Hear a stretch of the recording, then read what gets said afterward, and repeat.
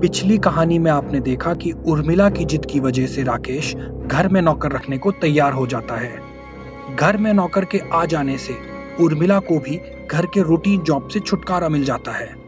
पर कुछ समय बीत जाने के बाद घर से कई कीमती चीजें गायब होने लगती हैं। एक रात कुछ खटपट की आवाज से राकेश की नींद खुल गई और उसने देखा कि कोई खिड़की से उन्हें सोते हुए देख रहा है। और जैसे ही राकेश खिड़की की तरफ गया तो वो वहां से भाग चुका था। राकेश को लगा घर में हम पति पत्नी के अलावा सिर्फ वो नौकर ही है, और जिस नौकर पर हमने फैमिली मेंबर की तरह भरोसा किया वो हमें रात को सोते हुए छुप छुप कर देखता है। बिना कुछ और सोचे राकेश आग बबूला हो गया। गुस्से से तिलमिलाता हुआ वो नौकर के कमरे में गया और उसे बुरी तरीके से पीटने लगा। कहीं नौकर बेकसूर तो नहीं था? घर से पैसे और कीमती चीजें कौन चुराता था?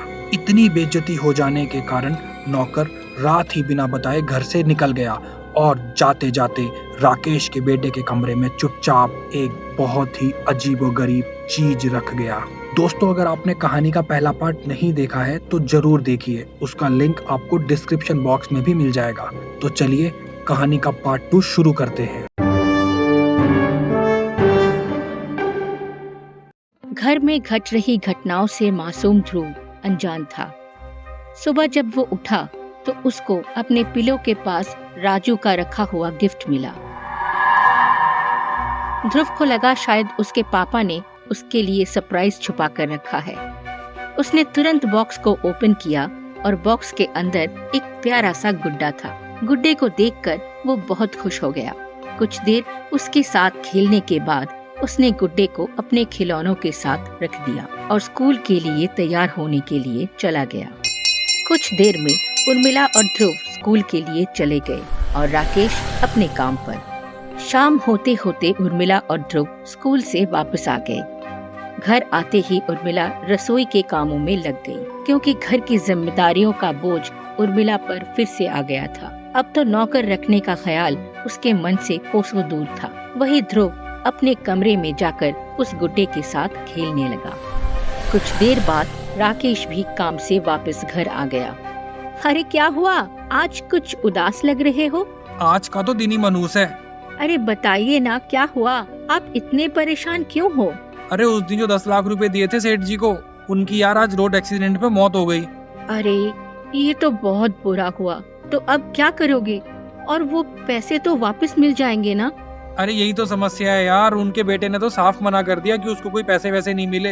अब हमें वो कोई सामान भी नहीं भेजेंगे। अब तो राम भरोसे है सब। ये सुन उर्मिला भी बहुत उदास हो गई। फिर सबने खाना खाया और अपने अपने कमरे में सोने के लिए चले गए। दूसरी तरफ ध्रुव खेलते खेलते थक जाने के बाद गुड्डे को खिलौनों के बीच रखकर सो गया। लगभग रात के 12 बजे ध्रुव की नींद टूट गई। अधखुली आंखों से उसने देखा वो गुड्डा सामने रखी कुर्सी पर बैठा है और उसको घूर रहा है। उसकी पलकें भी झपक रही है। ये देखकर वो बहुत डर गया।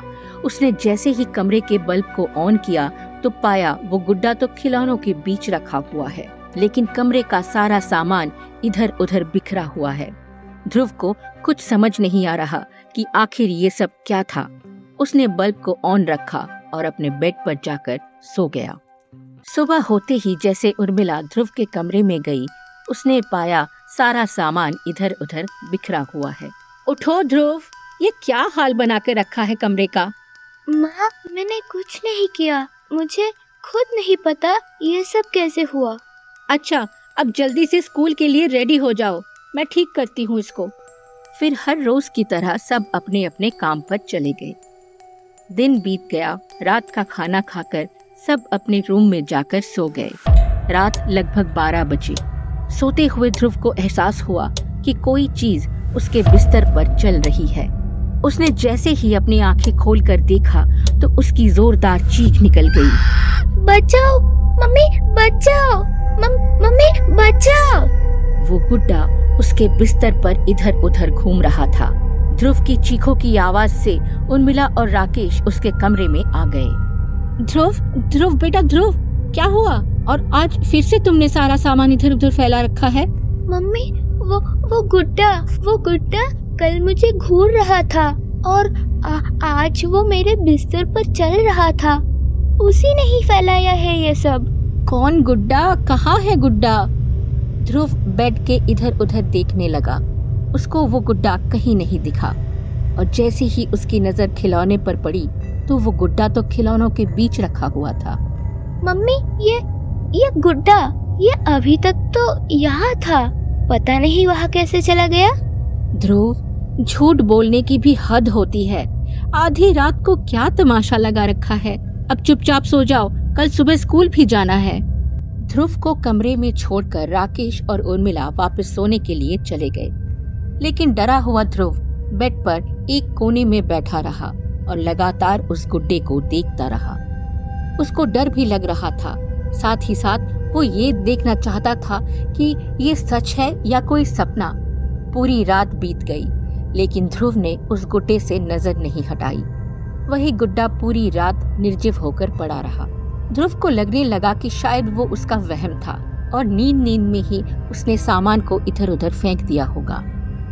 1-2 दिन और बीते। एक रात जब ध्रुव सो रहा था तो वो नींद में बड़बड़ा रहा था। ऐसा लग रहा था कि मानो वो कोई सपना देख रहा हो। ध्रुव, ओ ध्रुव, उठो, अपनी आंखें तो खोलो। अरे तुम आज फिर से मुझे क्यों परेशान कर रहे हो? क्या चाहते हो मुझसे? मेरे अंदर तुम्हारे जैसे एक बच्चे की आत्मा है। मैं बहुत अकेला हूँ। क्या तुम मेरे दोस्त बनोगे? दोस्त? एक शर्त पर, अगर तुम प्रॉमिस करो कि मुझे कभी तंग नहीं करोगे। पक्का प्रॉमिस, लेकिन तुम्हें भी एक प्रॉमिस करना होगा कि तुम कभी भी किसी को भी मेरे बारे में कुछ नहीं बताओगे। Okay, promise. ठीक है, आज से अब हम पक्के दोस्त। अब कम से कम अपनी आंखें तो खोलो, अपने दोस्त के साथ खेलोगे नहीं क्या? अचानक से ध्रुव की नींद टूटी। उसकी आंखें फटी की फटी रह गई। वो चाहकर भी चीख नहीं पाया। वो गुड्डा उसके चेहरे के बिल्कुल पास था और ध्रुव को ही घूरे जा रहा था।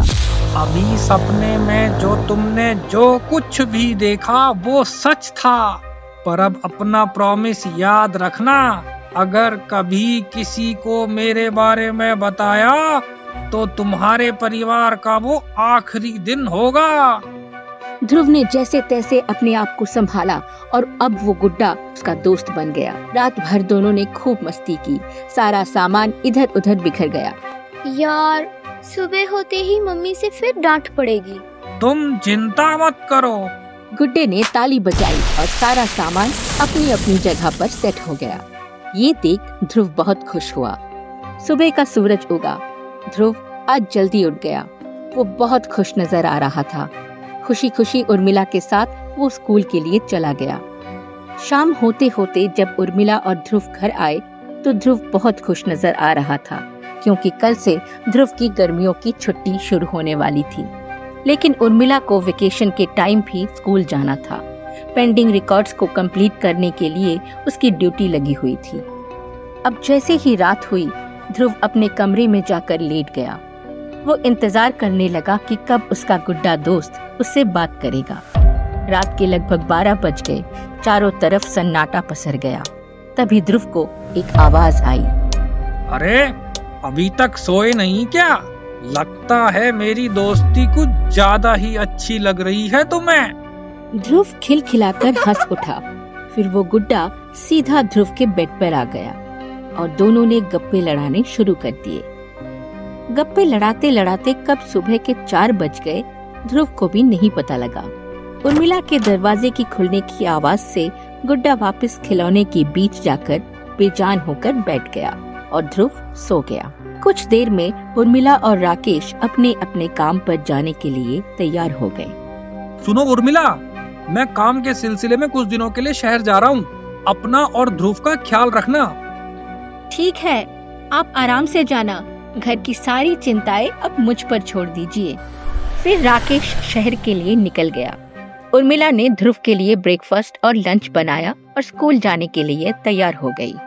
ध्रुव, तुम्हारा खाना बनाकर रख दिया है, टाइम से खा लेना और उसके बाद स्कूल का काम शुरू कर देना। घर में कोई तोड़फोड़ मत मचाना, वरना तुम्हारी खैर नहीं। ठीक है मम्मा, आप चिंता मत करो। फिर उर्मिला भी स्कूल के लिए चली गई। उनके जाते ही पूरे घर में सन्नाटा पसर गया। ध्रुव खुशी खुशी इस उम्मीद से अपने कमरे में गया कि आज वो दिन भर गुड्डे के साथ खेलेगा, लेकिन गुड्डा अभी भी खिलौनों के बीच निर्जीव पड़ा हुआ था। काफी देर इंतजार करने पर भी उसमें कोई हलचल नहीं हुई। ध्रुव को लगा शायद ये रात में ही बातें करता है। ये सोचकर वो अपने स्कूल का काम करने के लिए ड्राइंग रूम में आ गया। ध्रुव काम कर रहा था, तभी उसको एक धीमी सी आवाज सुनाई दी। आज खेलने का मन नहीं है क्या तुम्हारा? खुशी से उछलता ध्रुव जैसे ही अपने कमरे में गया तो उसने पाया गुड्डा बेड पर बैठा हुआ उसको ही देख रहा है। फिर दोनों पूरे दिन गप्पे लड़ाते रहे और खेलते रहे। शाम होते होते उर्मिला भी घर आ गई। गुड्डा अपनी जगह पर जाकर बैठ गया। फिर ध्रुव और उर्मिला ने डिनर किया। सुनो ध्रुव, तुम्हारे पापा जब तक नहीं आ जाते तुम मेरे कमरे में ही सोना, एसी का बिल भी बचेगा। ये सुन ध्रुव ना नुकुर करने लगा, लेकिन उर्मिला के आगे उसकी एक न चली। फिर माँ बेटा कमरे में जाकर सो गए। ध्रुव सोने का नाटक कर रहा था। वो अंदर ही अंदर गुड्डे से बात करने के लिए तड़प रहा था। जैसे ही ध्रुव को लगा कि उर्मिला गहरी नींद में सो गई है, वो दबे पैर अपने कमरे में आ गया, जहाँ गुड्डा उसका इंतजार कर रहा था। दोनों एक दूसरे से बातें करने लगे। लगभग रात के 2 बजे उर्मिला की आंख खुली। उसने देखा ध्रुव बेड से गायब है। वो जैसे ही कमरे से बाहर आई, उसे ध्रुव के कमरे से किसी की फुसफुसाहट की आवाज सुनाई दी। वो जैसे ही कमरे के अंदर गई, उसके होश उड़ गए। ध्रुव ने उस गुड्डे को अपने हाथ में ले रखा था और वो बड़बड़ाए जा रहा था। ध्रुव, ये क्या बकवास है? तुम्हारा दिमाग तो ठीक है ना? रात के 2 बज रहे हैं और यहाँ तुम इस खिलौने के साथ खेल रहे हो। इधर दो इस गुड्डे को। बहुत हो गया तुम्हारा रोज रोज का नाटक। ना रहेगा बांस, ना बजेगी बांसुरी। उर्मिला ने ध्रुव से गुड्डे को छीनकर अलमारी के अंदर बंद करके उस पर लॉक लगा दिया और चाबी अपने पास रख ली। अब चुपचाप कमरे में जाकर सो जाओ। ध्रुव बिना कुछ बोले कमरे में जाकर लेट गया। उसकी आंखों में नींद तो दूर दूर तक नहीं थी। सुबह उठकर उर्मिला स्कूल के लिए चली गई। घर में अकेला ध्रुव गुड्डे के लिए तड़प रहा था। वो अलमारी को टकटकी लगाए देखे जा रहा था। पूरा दिन बीत गया और शाम होते ही जैसे उर्मिला घर आई, उसने पाया ध्रुव पसीने से लथपथ बेड पर बेसुध पड़ा हुआ है। ध्रुव, ध्रुव उठो बेटा। ध्रुव आंखें खोलो, क्या हुआ? कुछ तो बोलो। ध्रुव बेसुध था। उर्मिला बहुत घबरा गई। उसने तुरंत डॉक्टर को फोन लगाया। कुछ देर में डॉक्टर शर्मा ने आकर ध्रुव का चेकअप किया। बहन जी, बच्चे को क्या कोई जेनेटिक डिसऑर्डर है क्या? इसकी सांसें अटक अटक कर चल रही है और खून की भी कमी है। ऐसा लग रहा है जैसे कोई जोक की तरह अंदर ही अंदर इसका खून चूस रहा हो। नहीं नहीं डॉक्टर साहब, मेरा ध्रुव तो सुबह तक तो एकदम ठीक था। पता नहीं अचानक से क्या हो गया इसको। ठीक है, मैंने इंजेक्शन तो लगा दिया है, कुछ देर में इसको होश आ जाएगा। अगर ये दिक्कत लगातार रही तो आपको इसका चेकअप शहर के किसी हॉस्पिटल में जरूर करवाना होगा। कुछ दवाइयां देकर डॉक्टर शर्मा वहां से चले गए। उर्मिला ध्रुव के पास में बैठी उसके होश में आने का इंतजार कर रही थी। तभी ध्रुव की हल्की हल्की आंखें खुली। वो कुछ बोलने की कोशिश कर रहा था, लेकिन वो कुछ बोल नहीं पा रहा था। ऐसा लग रहा था कि उसका दम घुट रहा हो। ध्रुव, बताओ क्या चाहिए? मम्मा सब लाकर देगी अपने प्यारे बच्चे को। बोलो बेटा। ध्रुव कुछ बोल तो नहीं पाया, लेकिन उसने अपने हाथ उठाया और उंगली से उस अलमारी की तरफ इशारा किया। उर्मिला ने जैसे ही अलमारी को खोला, उसको एक तेज गर्म हवा का झोंका महसूस हुआ। अलमारी के अंदर का तापमान बहुत बढ़ा हुआ था। उर्मिला समझ नहीं पा रही थी आखिर अलमारी अंदर से इतनी गर्म कैसे हो गई। उसने ध्रुव की तरफ देखा तो पाया ध्रुव लंबी लंबी सांसें ले रहा है। देखकर ऐसा लग रहा था कि बहुत समय से किसी अदृश्य शक्ति ने उसकी सांसों को दबा रखा था और अब उस अदृश्य शक्ति के हटते ही वो खुलकर ताजा हवा अपने फेफड़ों में भर रहा हो। ध्रुव, बेटा ध्रुव, तुम ठीक हो ना? माँ, मुझे मेरा गुड्डा वापस चाहिए। ध्रुव की आवाज कानों में पड़ते ही उर्मिला की चिंता थोड़ी कम हो गई और जैसे ही उसने गुड्डे को अलमारी से निकालने के लिए छुआ, एक बार के लिए झटके से उसने अपने हाथ पीछे खींच लिए। क्योंकि वो गुड्डा आग के अंगारों की तरह तप रहा था। क्या है इस अजीबोगरीब गुड्डे की कहानी? कैसे छूटेगा ध्रुव इस मायाजाल से? कौन रच रहा है षड्यंत्र राकेश की फैमिली के खिलाफ? जानिए षड्यंत्र पार्ट 3 में।